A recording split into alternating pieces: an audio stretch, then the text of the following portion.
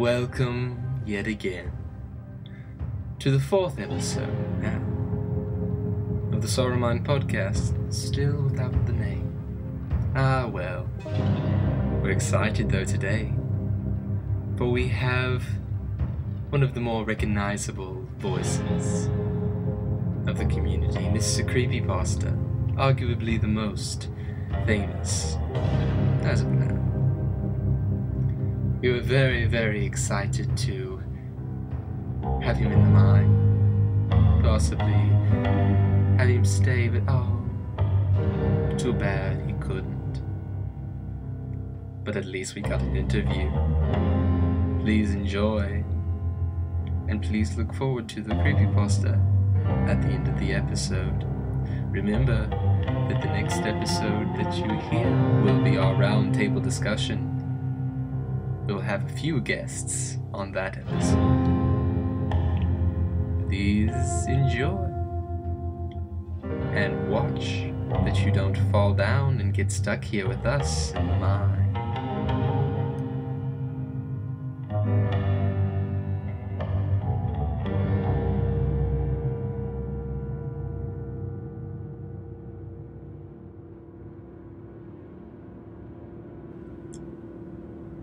Before we get started, we have a note about the episode. The issues with the audio are because we had some very serious issues with Skype while recording, and so at times we'll have some lengthy edits, and a couple of times where there's a couple issues of it cutting out a little bit on MrCreepyPasta's side, but after I mention the major cut, there's almost no more problems, so don't worry, it gets better after the first 10 minutes or so.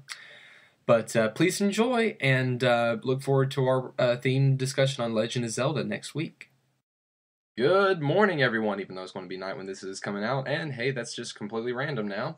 This is the 4th episode of the Sorrowmine podcast. I just got done singing Still Alive with Cleverbot, and I'm pretty sure that the robot takeover is soon to be coming, so, well, let's do this while we have time. Literally, I seriously did. I just was randomly talking with Cleverbot, started singing Still Alive, and she sang it with me. That thing's gotten way too smart. But today with us we have probably the most popular of all creepypasta readers, MrCreepyPasta. Hi, everybody. Hello, hello. Hi, indeed. It's great to have you on, it really is. No, thank you very much. Yeah, I'm honestly, I've been jealous of everyone else that's been on here. I was wondering when I get my shot. Well, that makes me feel good. Yeah.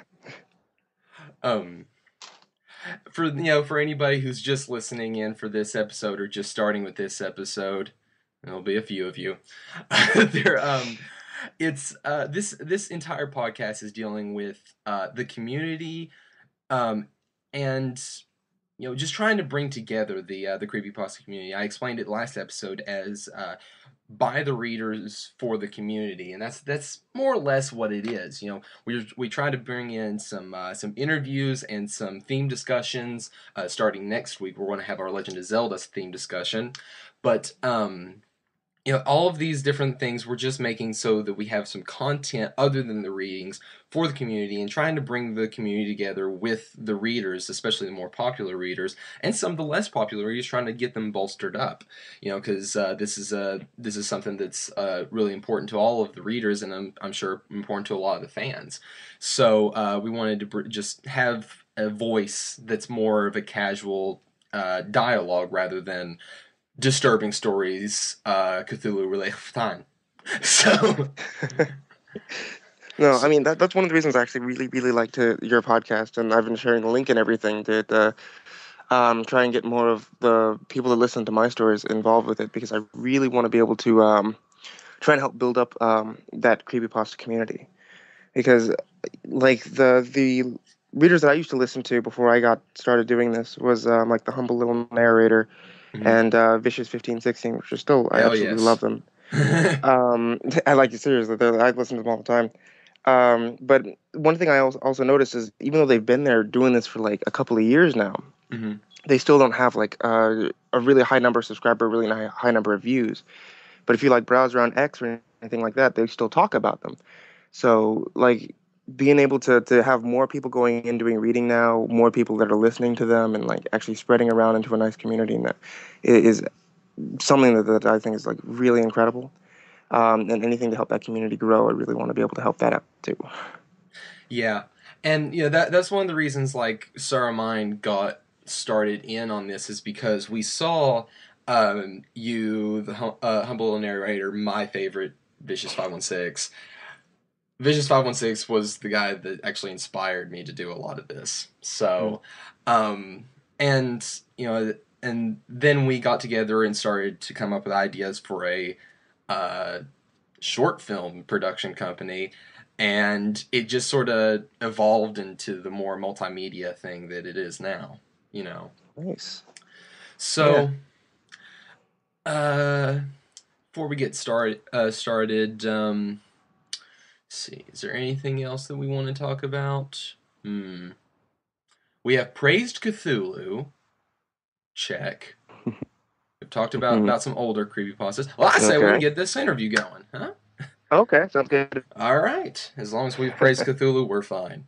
Yes. So, so moving on. The interview is going to be the same questions as always, in the interest of fairness, but with different tangents and of course, different answers. So, the first Oh, question, as hopefully different always, answers. of course. What made you get into creepypasta just as a hobby? Was it those readers like 516 and everything? Honestly, no. With the job that I have, I'm still working. They give us like a lot of free time because I actually work for AT&T over the phone. Mm-hmm. So we have like a lot of free time when the calls are coming in. So I was just randomly browsing the internet and found the creepypasta.com where like most of my first readings came from, Mm-hmm. and just sat down and started reading them like in my downtime. Absolutely loved this stuff. So eventually, like my ex-girlfriend and me would like lay down and like read creepypastas out loud to each other. So that's basically how it started up as a hobby. Is eventually kind of turned into doing the readings as well from there. Like, if anybody else follows me on Tumblr, then you can kind of see like I give this whole backstory of how I actually started up. But yeah, that's essentially how I started getting into it. There was no, grand scheme of things that actually played out to say this is the most amazing thing. You should start reading creepypastas right away. Yeah, everyone so far has had those just we started reading X or started reading creepypasta.com or whatever .org whatever it is that site needs a real big revamp Yes, it does. badly because that site I think has more content than the wiki, but the wiki is so much easier to navigate. It is. I mean, like one thing I really liked about creepypasta.com was that like almost all the stories you go through are pretty quality stories. Because Hmm. I know you can go through the Wikia and like you type in Crappy the word pasta Call of Duty everywhere. and find something. Yeah. Yeah. But they're all pretty quality stories. But I know like the admin for the creepypasta.com, she ended up giving up on it. So now it's just kind of like sitting dead. It's still up, but never Yeah. gets updated. And And that, yeah, sorry, go ahead. the forum. The forum area there also died out because that's one place I started talking to a lot of people, a lot of the different authors, and then gone because she doesn't run it anymore. It's like most of the community for creepypasta and for this type of media in general, we're not just talking about creepypasta, we're talking about people that like a certain type of horror because I've noticed that uh, a lot of times if you're a creepypasta fan, like a couple of our friends, two of us are huge fans, include me included, huge fans of found footage films. Not particularly, we understand that there's some bad ones, but we just like the idea and the style of it. And what's Oh, funny is we were the first two that were super into creepypasta. And it's sort of that style, and I always mention like found footage films as sort of that kind of style. But for that kind of a community, you got to go to X, and most times of the day you don't want to go to X yeah. until it's around 3 a.m. midnight to 3 a.m. X is boring. So, you know, it's not even got good creepypasta or anything. It's Yeah, just yeah, I completely agree with you. so. I mean, there's really not that community effort behind it. It's all the readers, and um, I really want that community. It's all YouTube comments, and YouTube comments, well. No, I hear that. I mean, there's another community that I just recently ended up finding that has a good amount of writers for it. Hmm. Uh, I don't know if you ever go to Reddit because I've been Yeah. not really into that for a while, but there is the Reddit board for No Sleep. I Yeah, don't know about I think that. it's reddit.com/no sleep, but it's they actually have a good amount of stories, and you can be able to tell since the Reddit board is done by voting, Hmm. which stories are good, which ones aren't, which are the good stories. And some of the different stories I've been doing are from there, and they turn out to be really good. Like the one of the field pastas I did was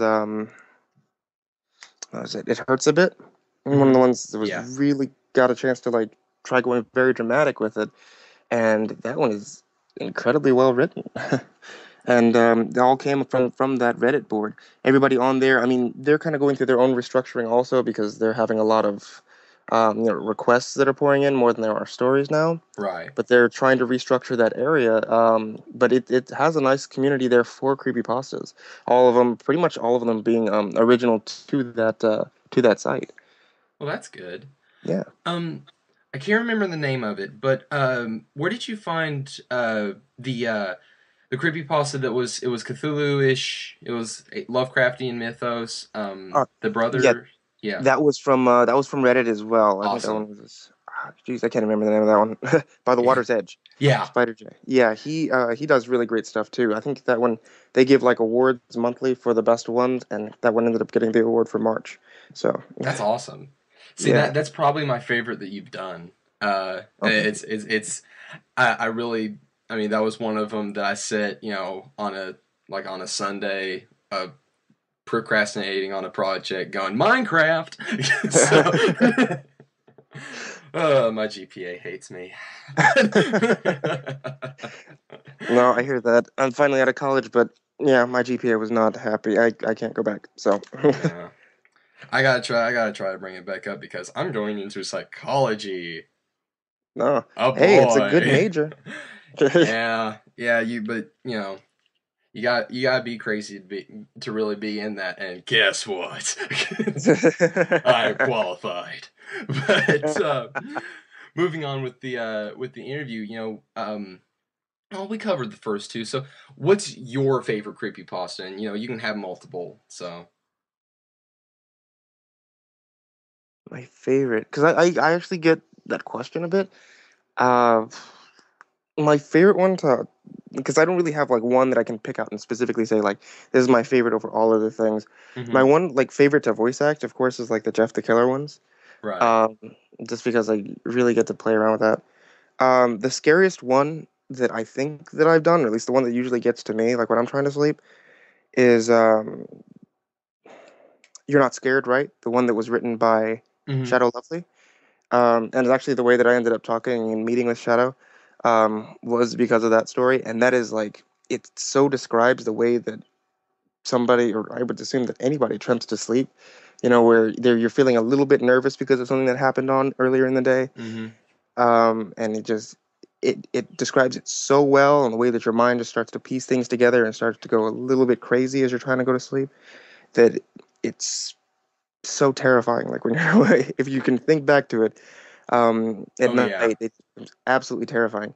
And that's one that I really do love. That's one of I think the scariest one that I have ever recorded or read is that one. Um. See, with me, like the ones that get me is the ones where I can place music to it, or the ones I can place sound to it. Because when I'm okay, like for when I'm trying to go to sleep, I always listen to the air conditioning. Now think about that for a second and think about a certain story that you did. Yeah. Yeah, fuck you a little bit. Just a bit. No, but no, the one that's gotten me, and it got me both when I had read it initially, and also then again when you did it, was Ben. And Yeah. that's going to be a long discussion on the next episode, but Ben is one that gets me pretty badly. And I really don't know why. I think it's the music. We're getting a little bit of Okay. ladies and gentlemen, we have yet another edit. Woo! That's one for this episode. I think like 3 or 4 overall. So I'm just going to keep a tally of that crap. Sure. Um, Technical issues, everyone. But what we were mentioning before was the bin was was one that scared me a whole lot. But that discussion's for another day. So moving on, like, what's your favorite type of creepypasta? And something I want to add on to this is there a certain type that just does not work for you? That doesn't. Um, I mean, like the one that absolutely does not work for me. Like, I don't find creepy at all. And I know, like you had mentioned this before in one of your previous episodes, is the Holder series. I really do Mm, those because people request them. yeah. um, I don't see them being scary at all. I mean, they're interesting, but they're not. There's at no point where like those kinds of instructional pastas that I find to be uh really scary. Like there's one that I'm going to be working on here in a bit, the mirror box, Hmm. and that one, I mean, it it gives you instructions on how to be able to make this type of mirror box. Okay, we've been having some very serious technical issues, but hopefully it's all fixed now. It just means that I get to have a lot of fun editing. I'm glad we're doing this early in the week. So, Yes. last thing that we had mentioned was the Holder series and how it doesn't work. So, in our Yeah. opinion. So, yeah, I definitely agree. I mean, it's a fun series, and the way I kind of uh, I have to put it into a movie or something, a category, and they're more thrillers than horror. It's and that's their failing, in my opinion. Yeah, I can see that. I can definitely see that one. That would be far more related over to being a thriller. It's not. I mean, like I said before, they're definitely interesting, but Oh there's no yeah. way to be able to like relate this to a situation that you have in your own life Hmm. to make it into being scary. Like, at no point have I ever gone over to a mental institution and said something strange to the person in front of at the front desk. So, Another edit. I'm gonna go ahead and oh Lord, this is gonna be some fun editing, but at least I can remember what I was saying. The use of like a thriller is still within uh, uh, creepypasta, and it's the same thing with field pasta. But unlike field pasta, the thriller side of creepypasta does not hit me as hard, but I'm still interested in the stories. It doesn't keep me up at night, like we were saying much earlier. right. Oh, yeah, I can get that. So, Definitely. Well, see, like that's why I like to end up liking those stories that are um more about like different kinds of best way to put it, like different kinds of creatures or different kinds of ghosts that kind of like invade the house mhm, whenever you're supposed to be asleep. And I don't mean like, I mean, because I do like Jeff the Killer and the Slender Man and different right. creatures like those, but in a lot of cases also because they're so popular, they end up getting overused or they end up getting twisted into strange um things, like some of the other little comics you can find. But a lot of the kinds of things that I like to see are um, like that one story that I ended up reading about the Watcher, which is Mhm. completely unrelated to like anything else, but it's this thing that you can't see if you're looking for it, but whenever the lights go out, it's there, and it watches you sleep. Another thing that really works for those stories is the use of child's innocence and everything. Mhm. One of my favorites is Mr. Widemouth, and oh God, it's not even the story; it's the imagery. It's Yeah. the imagery. It's him waving goodbye with the knife in his hand. It's those type of things that really creep me out about that story. And a couple of my friends have read it, and they actually kind of laughed at it. They're like, "Oh, wow, he's a Furby." I'm like, I'm like, yeah, but you never had demonic Furbies. I had a neighbor that had a demonic Furby. It's Those not things that, cool. oh God, yes. Oh, those things that talk without their batteries in them still. And Ugh, oh. no, no. But like you had mentioned, like the weird ways that the other, the more popular um characters have morphed. I want to ask the question that everybody's wanted to ask for a while now. What the fuck was up with Stiffer Man? Oh God. Stiffer Man was. Oh, I really love doing that one though. But Stiffer Man was actually a story that was written for me. Like one of the fans sent me a message on Facebook, and they asked me if I would do. I think it was yeah, if I would do an erotic fan fiction of Slenderman, and I was kind of like, I don't, I don't think so. No, I would never do that. He says, well, I have one written. So would you at least read it and tell me if you'll do it? And I was just like, okay, go ahead and email it to me. But I'm telling you right now, I'm not going to record this. He did, and I like as soon as I read through that one, I was laughing at my desk at work, and I emailed that off to like everybody else that's in the Midnight Society. I was Yeah. like, guys, we have to do this one because it's just it is so horribly hilarious.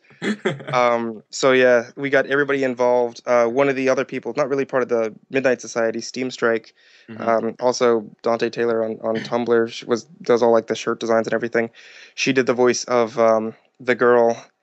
She was literally like laying around and like laughing and screaming at the same time as she was trying to record these lines. And then Dash or the Creepy Dark over in England sent me another email over here titled "We're never going to speak of this again" because he said the lines for Slenderman. But yeah, that one exploded as soon as I posted it up though. Oh God. One of the people in Sorrow Mine, who plays the Lodger, who is our most recent video. Shameless plug. Um, uh, he just he sent I sent it to him, and he was like, "What?" And it was so crazy because I was like, well, the image is kind of creepy. Let's see. And then I just started busting out laughing. I was like, good Lord, we can never do anything like this. That sucks. Which is what turned into the joke pasta that was in the second episode. Um, so basically, if we ever do joke pasta, yeah, it's going to be here. It was just like, I can't do these. No, damn you narratives. Oh no, I mean like like you go searching through over creepypasta wiki just for like yeah, you can find some interesting things if Yeah, you there's the right there's place. plenty of crappy pasta, and that's actually something I thought of as a segment in this show, was like a crappy pasta corner or something. So if you like that idea, please comment on the uh actually, don't comment on the episode. Send me a message with Saruman Productions on YouTube, because until I know exactly where I'm going to be posting these things and have a website, the episode is up, then it goes on Mediafire, and then the new episode's uploaded, because I only get 2 hours with SoundCloud.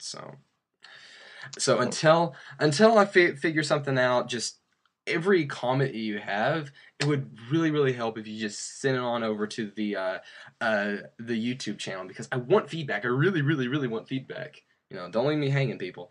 But that's it's just easier that people would just send it that way, because I know that I'll get it, because I Yeah. check Sarmine at least twice a day. So, but anyway, moving on, cause let's see here. Are you a fan of horror in general, like horror movies, books, games, etc.? Oh God, yes. I love horror stuff. That's I like I said when I first got started into doing this one when I was reading creepypasta with my ex was because we went to like horror conventions and we did the Nice. After Dark Film Festival every year and it was oh God, yeah, so much horror. Yeah, I'm going to the to my first horror convention September, I think, is when it is. So what sucks though is I'm not 21, so I can't go to the after party. I'm like, no. Oh, that is It oh sucks because, well, it's a horror convention, so that's half the fun. yeah, But it really is. but at the same time, I get to meet Malcolm McDowell, Clive Barker, Two of the Nice. guys that played Jason, the guy that played Pinhead in the original Hellraiser. There is nothing but awesome people, and I'm just saying. I just said Malcolm McDowell. I was sold at that, and then some people from The Walking Dead that I really don't care about because I like the comic Yeah. much better. No, I completely agree with you there on The Walking Dead. Yeah, I like the show, but I don't love the show. Yeah, it's well, I mean, like it's a different flavor of Of the same which story, yeah, yeah. of the same basic story rather. Um, Honestly, at one point I was just watching for Dale, so Oh, okay. yeah, because I love that actor. Oh, okay, gotcha. Yeah, he's in a lot of he's basically if it's a Stephen King movie, he was in it. So he's the mayor in Storm of the Century, which apparently is going to be a meme on this podcast because I mentioned it in 2 episodes now. So No, I'm not gonna. That is actually one of my favorite Stephen King. Well, favorite Stephen King movies. yeah, it Is was no long Central. it wasn't a story. It was just a screenplay that he did. Was it? Oh, Yeah. okay. Well, that Yeah, makes more sense. it was simply done as the screenplay for syndication on both TV as a miniseries and as a full movie. So Nice. yeah, the things you learn when you're a epic nerd. So um so yeah, the more meaty question, more community based one is Huh? what's your thoughts on how the community is growing, the readers, the number of readers, what type of things that they're putting out, basically just general thoughts on the community and how it can be improved or just basic things that you want to send out to the community. Oh, I just want to have like more of everything. More listeners, more readers, Mm. more of everything. Because I think, and that's every single person that always sends me a message saying, "Hey, I want to get started into doing reading creepypasta. What should I do?" I said, "Yes, just start. Go ahead and get a mic. Pick out whatever story that you absolutely love, and just go ahead and go for it. And don't hold yourself back either, because like your voice sounds a lot better than you think that it does. It just have fun with doing this. Because honestly, like every other people that send me like their videos or post up their channel saying how I'm just starting and things like those, I'll sit here and I'll listen to them because I like drive Hmm. all over. I drive like all over the place on the weekends for like 5 6 hours. I'm just driving, so I will listen to them on my on my phone because I absolutely just love to listen to everybody else that's doing this. Uh, I would love to have more people that are doing readings. There's no point where I would ever say, oh, I've done that story. I'm gonna message this person and tell them, hey, don't Mm. do that one anymore, Yes. because just having more people involved with it, watching the community grow, that's what yeah, like I absolutely just want to keep seeing more and more of that. It's being a part of that kind of community. I mean, it's making friends off things like that, the Right. way that I did with the rest of the Midnight Society, it's incredible. It really is. And you know, another thing about that is the fact, like, okay, the Star of Mine, for example, it started out. We sent you a message. You're like, "Hey, look at these guys," and we got a few hundred views for the keepers message. And while the views have sort of normalized, except for on the podcast is actually doing really well. But Nice. the views are sort of normalized, but still, yeah, we got that first bump for you, and that really helped, even though the readings really aren't our big project. Um, but this is going to be an interesting, the I want to have to try to get both of these episodes up, like the last episode and this episode up at the same time, because there's going to be an interesting dichotomy. Because last episode we discussed how there needs to be more, there needs to be less, or needs to be more quality in the readers rather than quantity. And this one we're much more optimistic about it. That's really going to be an interesting change. See, with me, I'm still on the side of I don't want less. I want people to think it out more. Yeah, I mean, I can get that. But the thing about it is, like, the reason why I say, like, as soon as if you want to do it, just get started and do it, Oh yeah. is because the like if you listen to like the first ones that I did, I am absolutely terrible. Mm. Um, and the thing is, like, as the more that you do it, you dedicate yourself to doing it. You enjoy doing it. You get feedback from doing it. It makes you feel good about doing it. Then you spend more time, working on your audio. You mess around with other little things inside of Audacity or whatever program that you Right. use, and then you learn how to. Okay, so this cleans out the back noise. Okay, so this is the correct level I should have for music. Okay, so this is a good place to go ahead and cut, and here's a good place for a dramatic pause. And the more people that we get involved with that, and the more time that they spend on their readings, and the more quality readers that you get. I you know I agree because they need a startup. You have to just dive into it.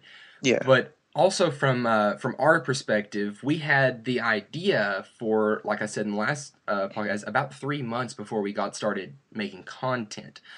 But during that time, we were writing, we were discussing logistics, we were dealing with who do we need to, well, let's be honest, who do we need to politic with, quite yeah, honestly.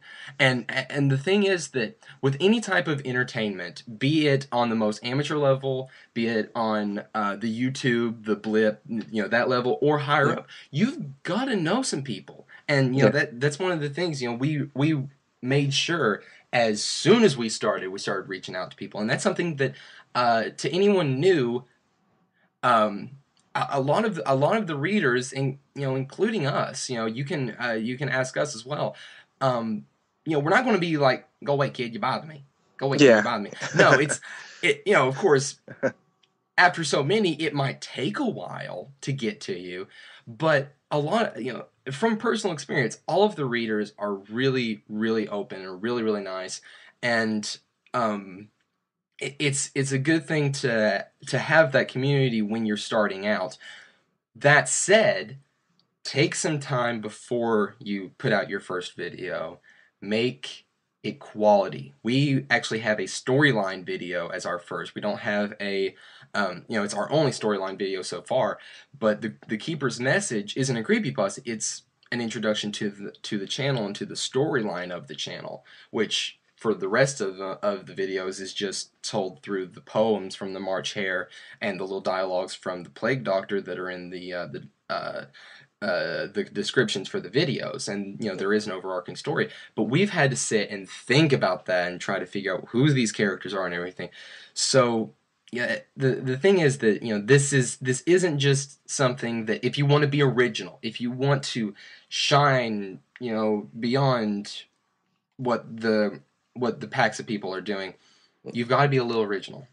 okay, There's when we first started, that was one of the things that we were just going to do the readings for a while, and someone on X said, "Yeah, you got a couple guys with some good voices. Now do something original, because if you don't, I don't care." And he was nice, but he was frank. He was like, yeah, "Listen, I mean, I have stuff to do. I have a job. I have school. I need to know that what I am listening to is worth my time and is worth the scare. I can always go listen to," and he listed off, you, Vicious, Creepy Dark, and there's a whole bunch of people that are already up that have hundreds of videos collectively. Why do I want to listen to you? And and that's one of the things where you got to start thinking like it's a business. You got to start yeah, thinking a little bit politics when you're trying to get into this. So yeah. there's my PSA for the day. No, yeah, I can completely agree with you there. And I mean that's one of the things that I think eventually, like, my channel dries out, is because I can't do original. I cannot write worth crap. Seriously. Well, with that, like I mentioned this in the first episode, that it's more important that people act, because there is content beyond content in the internet, and most of it is anonymous people that can never claim it. So, well, you can use it. Yeah. I hate to put it like that, but like if there's a author, even if it's a username, I credit them. But if No, there's yeah. but if there's no author, I just say unknown, and well, it's public domain now. Or Yeah. it's not like legally public domain, of course, but I can't credit you, so Yeah. I mean, well, if you don't have a name listed, then how are we supposed to? yeah, I mean that's one of the major things that I kind of have a problem with. Well, like within creepypasta.com, anybody that submits it, their name is listed. yes, On the creepypasta wiki, I'm most of the time guessing unless they wrote their name on the top of it. right. Most of the time, the talk page will have someone saying who who they are that wrote it, but even that you can't trust. But the Yeah. thing is that most of creepypasta now is on the wiki. So, Yeah.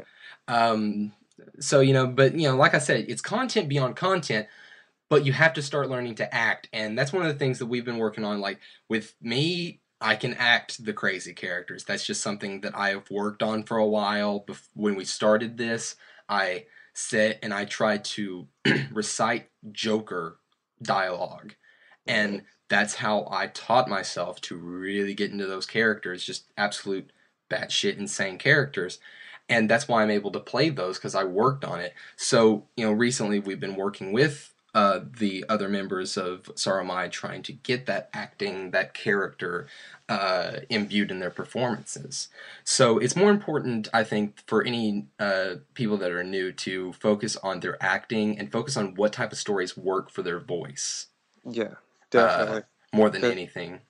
yeah, because you don't want to end up playing like some kind of little kid voice if you have a really deep, Yeah. deep older guy voice. In the last episode, we had the creepypasta itself will be up on the channel the day that this is posted. The story The Rusted Rabbit has a little girl voice, so I had to be like, Shadow Lovely, please, I can't do this. I can't do this. Well, not no more. I can't. Puberty and all. Well, you know how it is.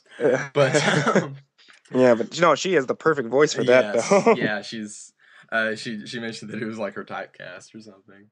Yes, it is. Well, so moving on.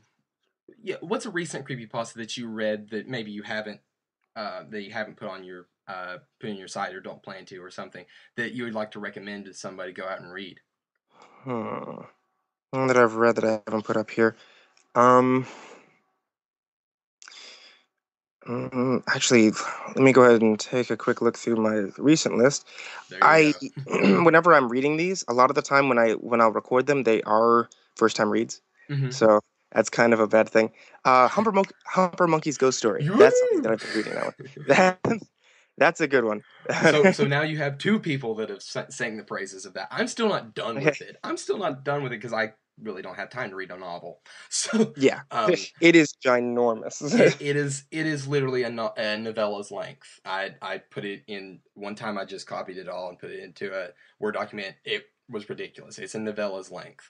So Re- unless you're really willing to, read, you can't really do anything. And I keep saying to myself, "Oh, I want to do a reading, but oh my god." One, I would need a lot of people. I would have to use all of Star of Mine plus our tech dude to fill in Mhm. parts. I'd have to Ooh, find a friend to fill in a part, and we'd have to go over uh to one of our houses has a recording studio, and we just have to go over there and do a very very long day of recording for just a couple of the episodes. So, and okay. I'd have to direct it. Oh, Yeah. shit. Plus acting it. So yeah, it would be something that we would have to do at a later date when we don't have 4 or 5 other projects going on at the same time. So Yeah, no, that is insanely difficult, especially if you want to do a full cast reading of that. yeah.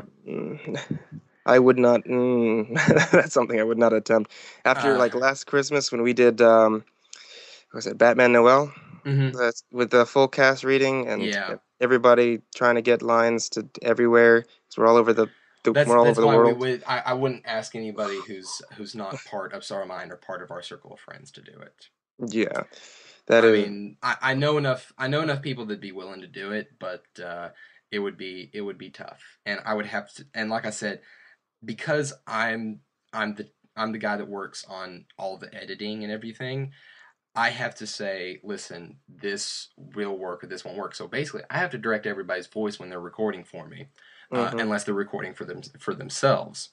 Um, so honestly, right now, Dustin the Keeper is the only person where I haven't said, listen, I'll just sit here and direct you while you're doing this because he's done it himself and he does a really good job anyway, so I really don't have to. But with the others, because distinct characters is one of the things that Sorrow Mine has, and every story may be told as the character that's in the story, but it's told as our character reading it, basically reading the Yeah. story. So it's exhibit style meme going on here. It's a reading within a reading. Um, and that's one of the things I have to go. You have to get into this character's head, but you have to be this character getting into that character's head. I know that's very complicated, but let's try it. Um, so it would just be it would be so hard for me to do that, and I would have to create characters because everybody who's reading for Saruman has to be at least a prisoner in the mine. I can't say that they're all the evil people live the denizens of the mine, but they have to be at least prisoners. So I have to again edit the story. So Right. it would be tough, but I still want to do it so badly because I love that story. So the glowing recommendation yet again is Humber Monkey's Ghost Stories. Yes, don't let the name off-put you. It's actually quite good. Yeah, it's um okay, the basic premise is it's the 1980s. Kid gets stationed at an army outpost, laying Nazis. And I'm just going to put it there because that's not particularly the story, but at least that's enough to entice you. Yes. La Nazis. So, and evil boiler rooms, evil fucking boiler rooms. And anybody who's read it is going, "Ooh, God, that was a good scene." But anyway, anything that you want to tease? Now, this is why I said stuff that you haven't put on your channel. Anything you want to tease that's coming soon from MrCreepyPasta? Coming soon? No, like I said, these are all first readings. What I can say is that we, as like the Midnight Society, getting everybody together so we can work on our thing for next Halloween already, because Awesome. we're doing another story, and I'm not going to say what story, Yeah. but it's another story from My Little Pony, because that's what I did last. So yes, that is happening. We got to come up with something to do for Halloween. I don't know. We may do a collection of different stuff. I know what I want to do. Oh, this would be tough. We may. I got an idea, but it would be another ensemble cast thing. I'm okay with it because it'd be a smaller cast. It would be a much smaller cast. I think 4 characters, and I can act at least 3 of them. Oh wow, nice. I've got some really crazy range with the stupidity of voices that I can do. Like I found out that I have a spot on Yoshi. So Nice. So Holy yeah. crap, that was perfect. Like I said, I have a spot on Yoshi for some reason. So I have that. So if there's ever Yoshi in one of these video game creepypastas, I'm good. I can actually act it. Can you imagine Yoshi the killer? Go to sleep. Oh God, that would be. Now I kind of want to see you guys do Jeff the Killer just to have him voiced over like that. I should totally do a joke pasta that says Yoshi, but well, do you have any amusing stories that you'd like to tell from revolving around creepypasta or anything? Honestly, not really so much. I had some neat fan stories every now and again. Like there's one fan who, because usually I'll go through the comments and reply to everyone. It's ones that say I love you, I say I love you too, things like that. Yeah. One of them said, "Will you marry me?" And I said yes. And I'm just joking around. I got a couple messages that came back that were saying things like a couple messages saying things, calling me her husband, things like those. Oh boy. And eventually later on, me telling her, well, I just said I'm married, and the message back said, for how long? So I just kind of stopped that conversation. Yeah. So that's about it. I mean, like I know the creepy dark in them, and there's one kind of thing if you want to know about what we're working on, like on our channel, because we do have a CP Midnight Society channel. That only has one thing up there right now, but we're planning on doing some more. We're actually planning on a couple of different things, of different stories we can tell, the stories that we can tell from our own experiences. Right. And like as soon as he brought that up, I was kind of like, I don't have any. Despite despite really being into horror, I have never had a any kind of supernatural experiences. I want to. It's we're going to have a special episode of the podcast because we can't really put them up uh on the on the channel, but we're going to have some. We've got some interesting stories. Whether we believe them or not is up for debate. I kind of don't, Okay. but for that matter, we have some very, very interesting stories. One I actually edited out of the second episode because I told it I was like, "Oh no, we're going to do that episode." So I had to edit it out. Plus, I didn't really tell it as well as it needed to. But let's just say that it. Two of us have some very weird experiences with apparently we have more Cherokee Indian blood in us than we knew because we think we have some spirit animals that follow us. So, and I say that, I mean, it's, let's just say that there is some weird ass shit that has happened around rabbits and owls around our group of friends that does some sorrow mine. So look forward to those interesting stories. So No, that because is pretty cool. yeah, there is some fucked it up shit that has happened that makes all of us go, uh, I hope that's a coincidence. I really hope that's a coincidence. Okay, so No, like, um, as far as it goes, like I would be Mulder from the X-Files. Like, although I don't have any hard evidence, I want to believe. I really do, but I just have not gone through anything where you know, where I could not readily explain that in another way. So, my problem is I can't explain everything with coincidence. yeah, Because that's just who I am. But yeah, and that's something that's another good topic for another day is belief in the supernatural, and we'll have to do that as a roundtable discussion. Maybe get a couple people on. But yeah. like I said, topic for another day. Rounding out the interview, as always, is Silent Hill or Resident Evil. Why? Silent Hill, obviously, psychological horror versus physical horror wins out every time. In respect to Resident Evil Remake is almost the atmosphere itself makes it almost psychological horror. The Resident Evil remake that they did on the GameCube, GameCube. yes. That is Yeah. considered by most of the fans to be the best Resident Evil, and no matter what's the best version of the first game. Yeah. Okay.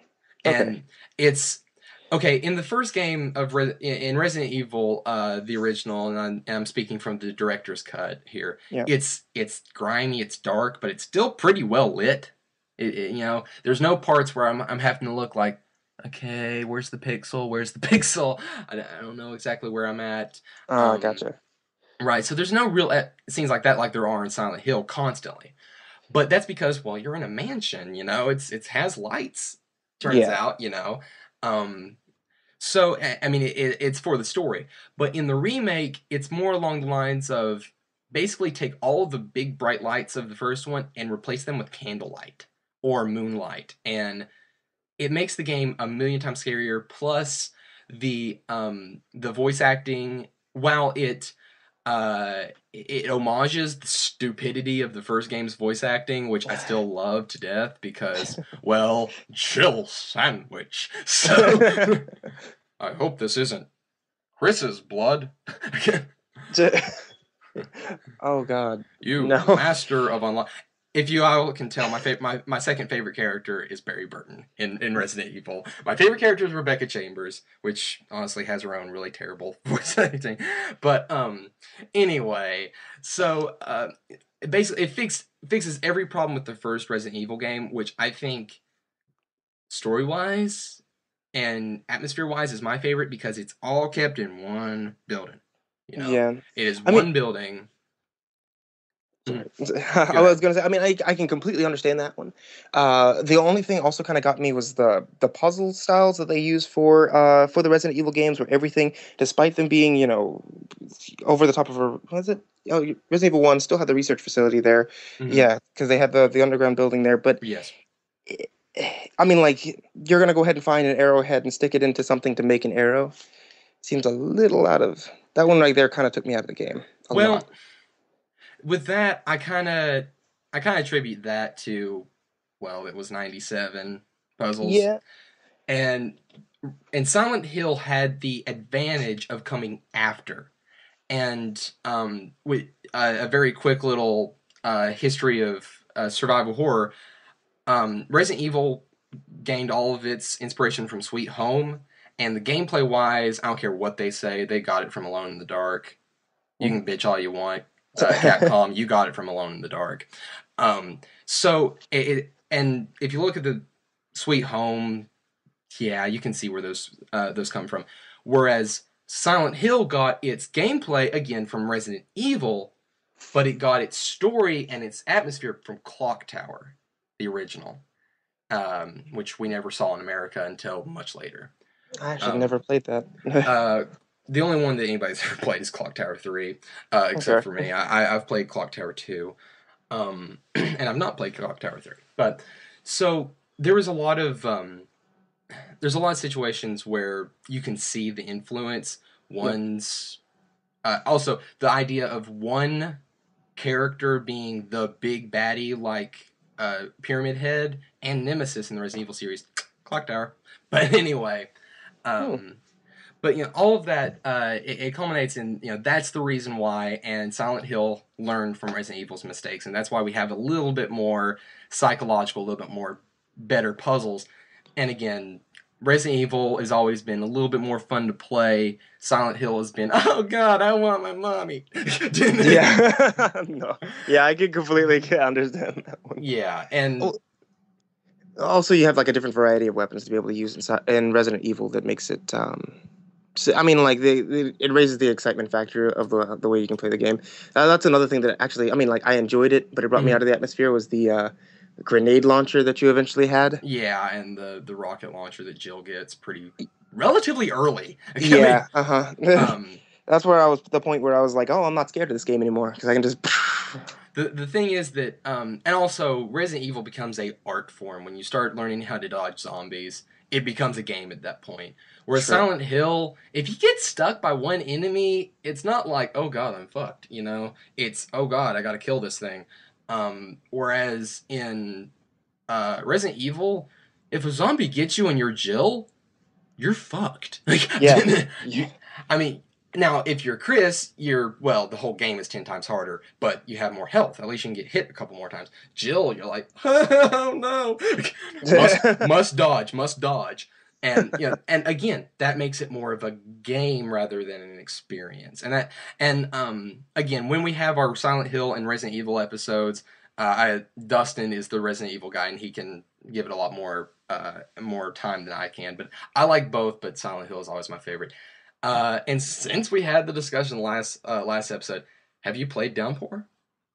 No, no, I haven't. I actually stopped. I stopped at the first level of Silent Hill 4 because that's where I'm just done. Really? Yeah. The first level of Silent Hill 4 I thought was really well done, and then the rest of the game just went crash and burn from there. So I used to go to school up in Washington State for Nintendo, and we had like this video game club of people there, and we would play. We played through Silent Hill 2, then 3, Yeah. and then started 4, and as soon as like we went about 2 levels in, everybody just lost interest. Well, So, with I still think 1 is my favorite, but with 4 has one of the most interesting bad endings. If you get the worst ending you can, it's more interesting than any of the others. But really? in my opinion, Silent Hill 4 was not supposed to be a Silent Hill. I Yeah. forgive everything about 4 because I don't consider it a Silent Hill. It's a game with Silent Hill trappings, which is fine. And honestly, the room that you're in is, when it starts getting possessed and everything, your little safe house becomes hell. And I thought that was a really, really good good thing. So I like Silent Hill 4. It's my least favorite, other than Homecoming at this point, and Book of Memories. But and Homecoming had a good story. It just, the gameplay made it a game, not an experience again. But then we got Downpour, and I really do recommend at least trying it. I don't. I mean, Michelle Lovely was saying she doesn't like it. I love it, but like we were saying at the beginning, at the top of the podcast, that like the Holder series was more of a thriller than horror. Yeah. Downpour is that done right. It's much more of a thriller story, but the atmosphere keeps it in that realm of horror. It's much more of it's more of a Silent Hill written by Stephen King. Actually, let me change it. It's Silent Hill written by Alan Wake. You can tell that they played Alan Wake before they made that game. Oh Lord, can you tell it? The controls are just a little bit reversed of Alan Wake. The atmosphere is very, very close to Alan Wake, which is fine with me because I love the hell out of that game. But you know, it's much more of a thriller, and it's not the formulaic Silent Hill, red, rusted, evil monsters, Dahlia Gillespie. Gillespie family member, you know? Gotcha. It's much more related to Silent Hill 2 than any of them. Oh, I'll have to check that out because I'm assuming that they brought Pyramid Head back, seeing as he's the most popular. No, Really? They have no monsters from the old games, and that makes me very, very happy because they didn't bring back Pyramid Head. And I mentioned this when I bitched on about the Resident Evil movie, but that was my only real big problem with the Silent Hill movie, other than, well, it's just a mediocre movie, but I still like it. But Pyramid Head don't need to be there. Pyramid Head didn't need to be in Silent Hill 5, but they were trying to invoke 2. When you try to invoke another game, it goes bad. But when you invoke it just by your story and your gameplay and your atmosphere, like Downpour does, then it's good. Also, Downpour is much more of a set-piece movie style, kind of like how all games are going to right now. There's more, oh my god, do you remember that scene? Holy shit. Gotcha. That stuff. When you're talking about Downpour, whereas the old Silent Hills, you just say the hospital and people go, oh god. Oh god. Or if you're the old guard of Silent Hill, you say the Midwich school and you're like, oh god, no, the piano. Everyone goes to I had to actually figure out how to play a piano. The hell. Lay puzzles in the first game. But anyway, you know, I'm still a much bigger Silent Hill fan, and I will continue to sing the praises of Downpour 4 episodes in a row now. Let's see how we can keep it going. I want to see how you squeeze that into your Zelda episode. I really do. I'll figure out a way. I will figure out a way. It will happen somehow. But well, I mean, I guess that closes out the interview. It's been really, really good having you on. Oh, I'm really happy to be here. Seriously, I really am glad that you guys wanted me to be on your podcast because I love to listen to it. So, and I really do want to have you on again because we can do more just a discussion rather than the interview and everything. So, and it was just a really good thing for the podcast to get all these different people on, and this is the end of our first 4 interview episodes. We're going to have at least 2, possibly 3 or 4 episodes of themes. Now, 2 episodes devoted to Zelda, 1 being more the general idea of Zelda, and then the second episode just discussing Ben. Nice. So, because there's way too much to discuss there. It may be a little bit shorter than the first episode, but we're just going to discuss Ben in one separate conversation because we got to.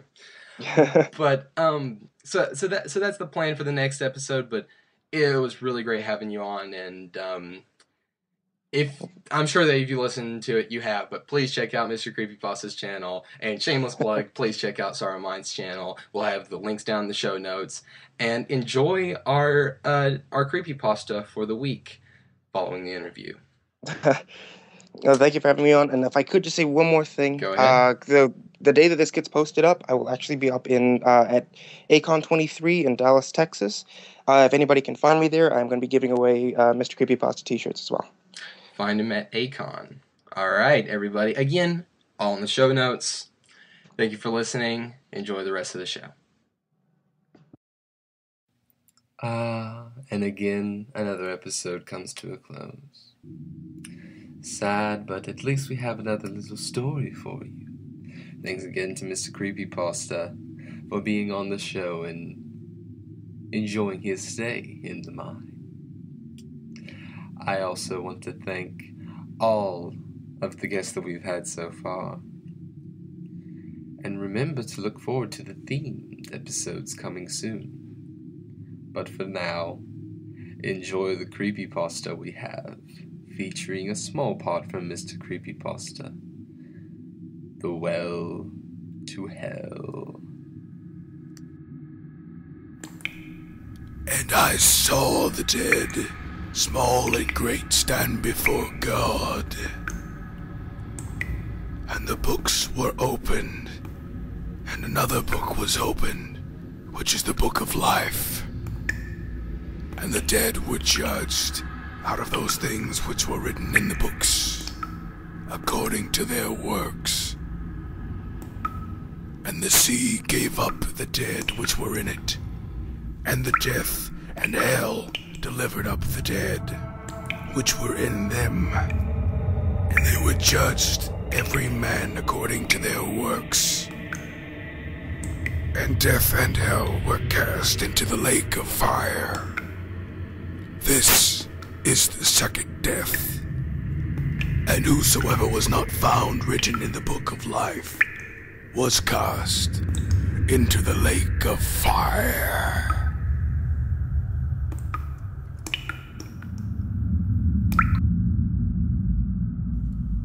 Newspapers in Finland were the first to report this story as an actual event. From there, it has spread around the world. Engineers working on the Kola Peninsula in Siberia were drilling a well, searching for oil and natural gas. In addition, they found rare geological formations and even gold. Eager to discover what the well would yield, they kept drilling. After more than a year, the well was about 1,800 miles deep. Then one day, the drill bit suddenly began to rotate wildly. The geologists and engineers felt a blast of searing heat gush out from the hole and thought they heard faint sounds coming from the well. They raised the drill and lowered temperature gauges to measure the heat at the bottom of the hole. It registered over 2,000 degrees Fahrenheit. We've penetrated to the molten center of the Earth, the geologist said. But that doesn't account for the sounds. One of his colleagues answered back. So they lowered highly sensitive microphones down the hole. And up from the well came the sounds of agonizing screams. We haven't penetrated the Earth's core. We've entered the gates of hell. We've entered the gates of hell.